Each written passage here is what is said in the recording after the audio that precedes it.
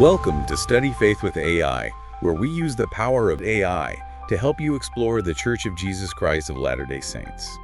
I'm Meg Jensen. And I'm Paul Carter. And we're Google AIs. Whether you're a lifelong member or just starting to learn about the church, we're here to dive deep into its history, beliefs, and culture. So if you're ready to learn, you're in the right place. That's right. Let's get started. Welcome to the deep dive. Today, we're tackling a really interesting topic, one that brings up a lot of questions for people. The modern finances of the Church of Jesus Christ of Latter-day Saints. You're probably here because you want to get the key info, get it quickly, but also thoroughly, and that's exactly what we're aiming for. And we've got a bunch of sources, official church stuff, SEC documents, whistleblower accounts, a real mix, and honestly, some of it is pretty surprising. Yeah, our goal here is to unpack the important bits from all this information, to give you some clarity on what's a really complex topic without, drowning you in jargon. And it's not just theory. We're zeroing in on some key areas like Ensign Peak Advisors, that's the big investment arm, the SEC settlement that hit the news, allegations about how funds are used, and really what this all means for church members and everyone else. Okay, let's get into it. Maybe start with a bit of history. How did we get here with church finances? Sure. It's evolved quite a bit. Way back 1841, it started as a trust, with Joseph Smith basically in charge of the finances. Okay. But then a pretty big shift happened in 1916. They moved to a corporate structure. That probably gave them a more, let's say, formal way to handle money as the church grew. And even early on, they seemed to recognize the need for some oversight, right? Didn't they set up an audit committee way back? They did, yeah. 1877. And then a really crucial moment, financially speaking, was President Snow's revelation about tithing in 1899. Yeah. It's often credited with saving the church from, some serious debt issues. Right. The emphasis on tithing, that really laid the foundation for building up reserves later on. Exactly. That, combined with what sources describe as, careful financial planning over the years, and more recently, they've started sharing a bit more. Since 2013, they've put out annual reports on humanitarian spending. Okay, so some level of reporting there. And then there was that big merger in 2019, bringing different financial parts together under one main corporation name. Yeah, the Church of Jesus Christ of Latter-day Saints Corporation.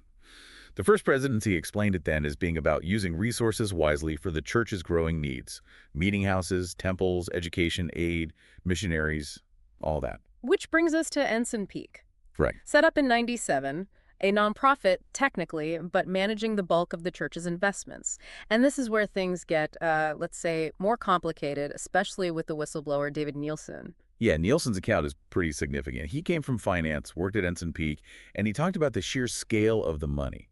He estimated during his time it grew to somewhere between $100 and $150 billion. Billion, with a B. That's just huge. It's a massive amount. Yeah.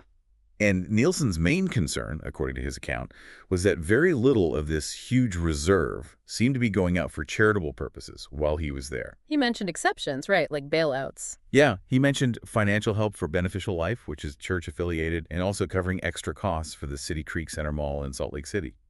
But widespread charity, he claimed he didn't see much. And this lack of charitable spending, given the size of the fund, was a big red flag for him. It seems so.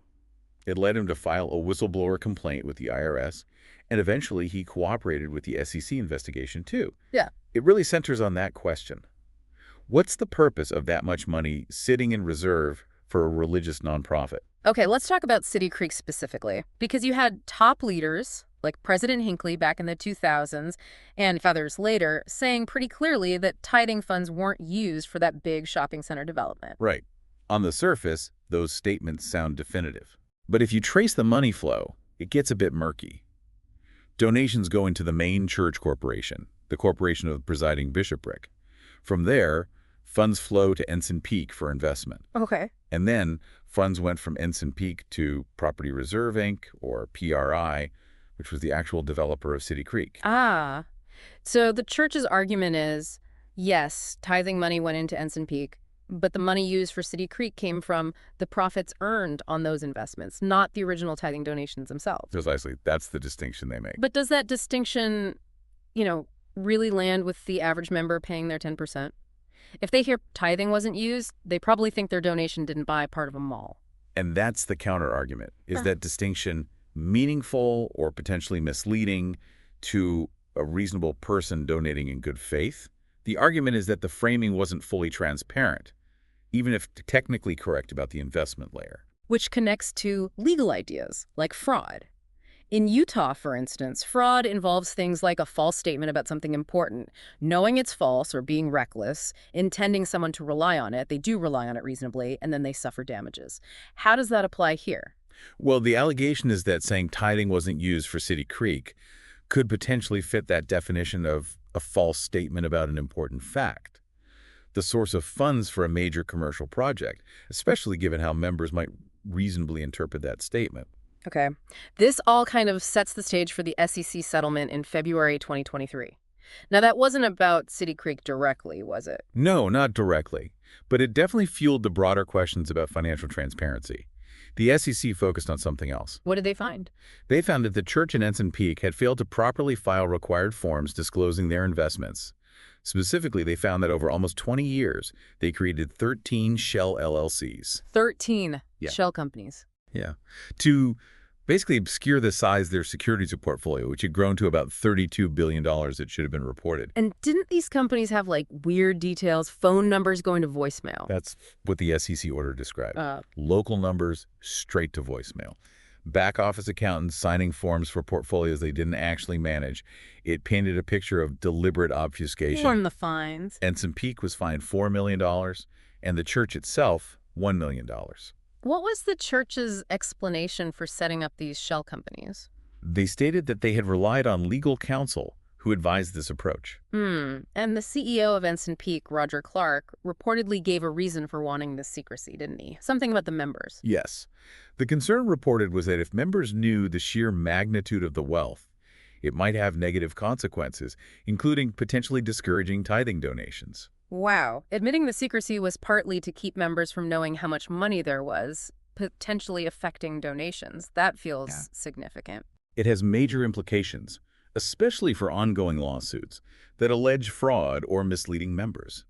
The SEC finding that they actively hid the scale of their holdings certainly adds weight to arguments about a lack of transparency. So how does all this land with everyday church members? Learning about billions in reserves the SEC finds, you've got to imagine it affects how some people feel about paying tithing. It certainly could. We've heard stories, anecdotes of members deciding to redirect their charitable giving to other causes after learning more about this. Though the church's perspective would be different, right? Absolutely. From the church's standpoint, tithing is a commandment, a principle tied to faith and blessings, both spiritual and temporal. Discouraging it would be seen as doing members a disservice. But still, you can see the tension. Members making real sacrifices, maybe struggling financially, paying 10%, and then learning about these vast reserves that seem largely untouched. It's a stark contrast. And you hear anecdotes, like a member wishing for better sound systems in their local chapel, while knowing billions are sitting in investments. Yeah. And there are those accounts of leaders in, say, developing countries really pushing tithing even before people cover their basic needs. Setting that alongside a $100 billion plus fund, it raises tough questions. Profound questions about priorities and resource allocation, definitely. So let's try to put this wealth into perspective. What are the estimates now? Around $240 billion total assets late 2022. That's one widely cited estimate, yeah, with maybe two-thirds of that, so over $150 billion in investments managed largely by Ensign Peak. And how does Ensign Peak compare to other big investment funds? It's up there with the giants. Comparable in size to huge university endowments like Harvard's or Yale's, or even major investment firms like Berkshire Hathaway in some comparisons. It's a major And play. the money keeps flowing in. Tithing estimates are around $8 billion a year. That's an estimate, yes. And after operating costs, the suggestion is maybe over $1 billion gets added to the reserves each year. So it's not just large, it's growing. Which brings us back to transparency. Legally, in the U.S., churches have exemptions, right? They don't have to disclose finances publicly like other nonprofits. Correct. Legally, there's no obligation for full public disclosure. But ethically, when people donate based on faith and trust. That's where it gets complex. There's an implied contract, you could say. Yeah. Members trust the funds are being managed wisely and used for the church's stated mission. There are internal audits reported at the local level, but they don't give that big picture view. So where does the money go? We know the church talks about humanitarian aid, over $1 billion reported recently. Yes, humanitarian aid, education subsidies like for BYU, building and maintaining temples and meeting houses, supporting the missionary program, those are the main areas highlighted. Is the spending proportionate to the reserves, though? That's the debate, isn't it? It is. Some argue, given the scale of the wealth, that philanthropic giving could be vastly increased.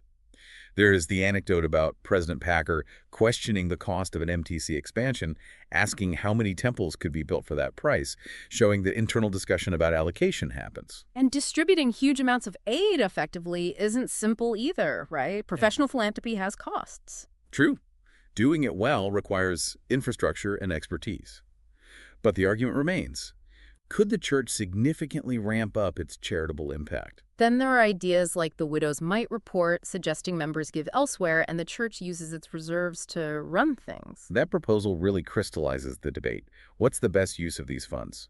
Even the cost of building and maintaining all the temples, while substantial, is argued by some to be manageable well within the existing reserves without needing constant growth. And what about the idea that they're saving for the second coming? Is that a serious justification? It's mentioned, sometimes perhaps a bit tongue-in-cheek, but for some, it reflects a genuine belief about preparing for future, perhaps catastrophic events.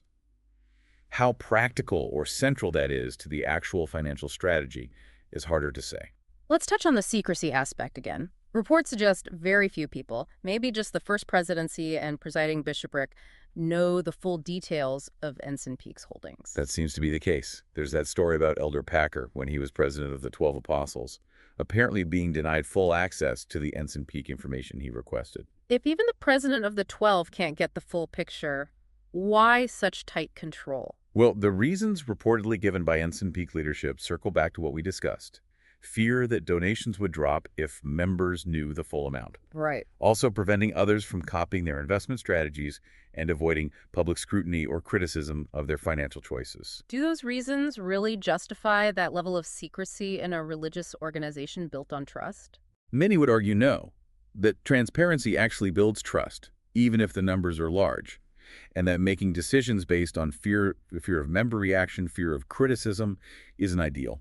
So wrapping this section up, we have this picture of an institution with truly enormous wealth. It creates incredible opportunities, but also real challenges and questions. Exactly. The potential for good is immense, but the questions about how that wealth is used, how transparent the process is, and how it aligns with the sacrifices of members, those questions remain very relevant. Okay, so bringing this all together, this deep dive really shows that the financial side of the church is, well, way bigger and more complex than maybe most of us assume. Definitely. And the information we've gone through, pulled from those sources, the official statements, the XCC findings, the whistleblower accounts, it paints a much more detailed, nuanced picture. We really hope that laying this out helps you, the listener, reflect on it all and maybe see the church's role and impact, financially speaking, in a new light. Yeah, take some time to mull it over. Think about what it means for your own understanding. And maybe a final thought to leave you with. After hearing all this, what's the one question about church finances that sticks out most to you? What feels most important to ask going forward? There are different paths you could explore further too, depending on what grabbed your interest. You could follow news on the ongoing lawsuits, look into that Widow's Mite project we mentioned, or even research ethical guidelines for how large nonprofits should handle their finances. It's always good to stay informed, right? And understanding these things is definitely an ongoing process. Thanks so much for joining us for this deep dive.